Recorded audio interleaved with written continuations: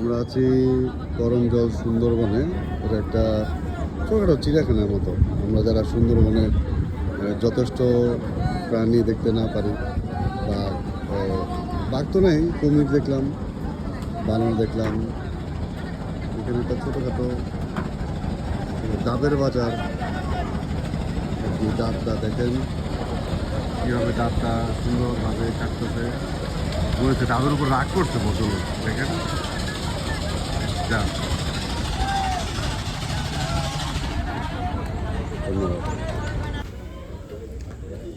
তো আমরা ঢোকার পরপরই প্রচুর বানর দেখতে পেলাম।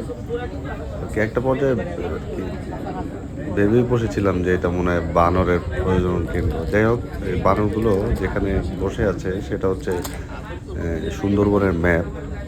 সুন্দরবনটা আসলে অনেক বড়, এটা আসলে না দেখলে বোঝা যায় না যে কয়টা রেঞ্জ আছে, কে কোন পর্যায়ে যাচ্ছে। কুমিরের কিছু ডিম দেখলাম, বাঘের পায়ের ছাপ দেখলাম। তো দুর্ভাগ্যক্রমে সেগুলো ডিলিট হয়ে গেছে। কুমিরের ছবিও কিছু ছিল, তবে কুমিরের একটা ভিডিও আছে, পরে দেখতে পাবেন। তো বানরগুলো মোটামুটি মানুষকে দেখতে দেখতে একটা অভ্যস্ত হয়ে গেছে, কেউ বিরক্ত করতেছিল না। খাওয়ালে খাচ্ছিল, সবাই দেখছিল, ওদের সময়টা ভালো যাচ্ছে। তার পরবর্তীতে এবার আমরা চলে আসলাম হরিণ দেখতে। এটা সুন্দরবন তথা বাংলাদেশের ঐতিহ্যবাহী চিত্রা হরিণ। অনেক সুন্দর, অনেক দর্শনার্থী ভিড় ছিল এই জায়গায়। হরিণের ব্যাপারে একটা ফ্যাক্ট বলি, হরিণের মূত্রতে বিশেষ এক ধরনের অ্যাসিড থাকে, সেই জন্য হরিণের বাস যেখানে থাকে সেখানে সহজে গাছপালা দেখা যায় না, ইভেন দুর্বা টুবরা উঠতে পারে না। তো আমরা যাওয়ার পরে ওইখানে কিছু পাতা আটি করে বিক্রি করতেছিল 20 টাকা করে। তো যেই আগে কিনে হরিণদের ডাকতেছে, খাইতে চলে আসতেছে, সবাই ছবি টবি তুলতেছে, আদর করতেছে। ব্যাপারটা আমার কাছে খুব ভালো লাগছে আসলে। It's a great thing. আমরা পরপর এই নিয়ে 6ষ্ঠ বছর আসতেছি সুন্দরবন। জীবনে এই 6ষ্ঠবারের 5ম বার পর্যন্ত এত কাছের থেকে দেখিনি আমরা, এবারই ফার্স্ট এত কাছের থেকে দেখছি। এই জন্য খুব ভয় লাগছে। প্লিজ শিপলি একটু দূরের থেকে কর, ও কিন্তু ছাড়া, আমরাও কিন্তু ছাড়া।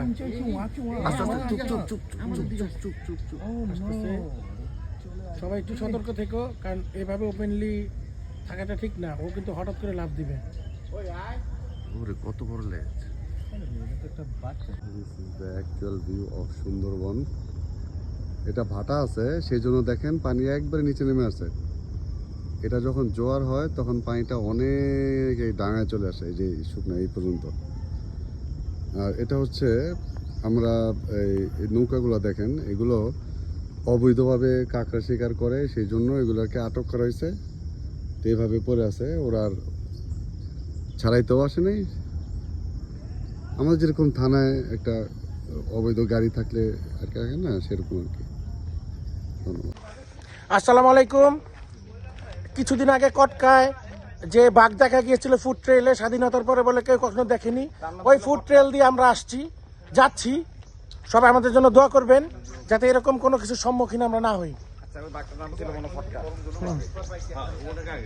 মামা কই? এই যে আমার মামা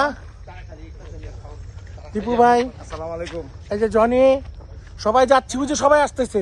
ভাই, ফটকা যে বাঘ দেখছেন না, এটার নাম দিচ্ছে সরকারের ফটকা। এই যে শিপলু, ইয়ো চ্যানেল সদরঘাটের মালিক, ওই যে ভিলন সাইফ, দেখা যায় তো করে 100%।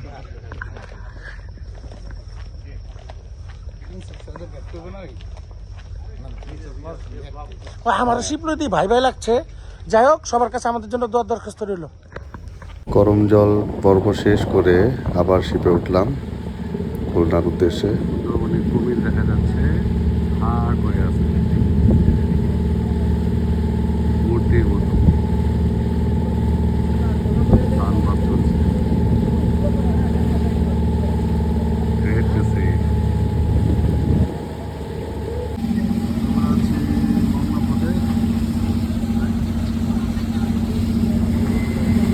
এই বিদেশের যেই মালামাল ইম্পোর্ট হয় এইসব বন্দর দিয়েই বাংলাদেশে প্রবেশ করে। আমাদের প্রয়োজনীয় ওষুধ বলেন, গার্মেন্টস বলেন, যেটাই বলেন। তো আমরা আস্তে আস্তে সুন্দর এই খুলনার দিকে এগোচ্ছি। সামনে হয়তো বা আরেকটি কিছু দেখাবো আপনাদের। আপনারা দেখতে পাচ্ছেন 1320 মেগাওয়াট সম্পূর্ণ তাপবিদ্যুৎ কেন্দ্র, ইলেকট্রিক ময়না বিদ্যুৎ কেন্দ্র, যেটা ইন্ডিয়ার বানানো। আমরা বাংলাদেশ নৌবাহিনীর অনেক জাহাজ দেখতে পাচ্ছি। Nice show off. বাংলাদেশ সমুদ্র পথের অতন্ত্র প্রহরী, সীমানায় ওরা থাকে। বিদেশি আক্রমণ থেকে দেশকে রক্ষার জন্য যারা নিজেকে বিলে দিতে প্রস্তুত। আপনারা দেখতে পাচ্ছেন এগুলো আমাদের বাংলাদেশ নৌবাহিনীর গর্ব। বাংলাদেশ নৌবাহিনীর যে শক্তিশালী জাহাজ, অনেক বড় বড় ঢেউ এগুলো মোকাবিলা করতে পারে। যেতে যেতে অনেক কিছু দেখা হয়ে যায়, অনেক কিছু বলা বাকি থেকে যায়। আমরা এই কোস্ট গার্ডের জাহাজটা দেখলাম, অনেক সুন্দর, অতন্ত্র প্রহরী, সুন্দরবনের, সাগরের, বড় বড় নদীর।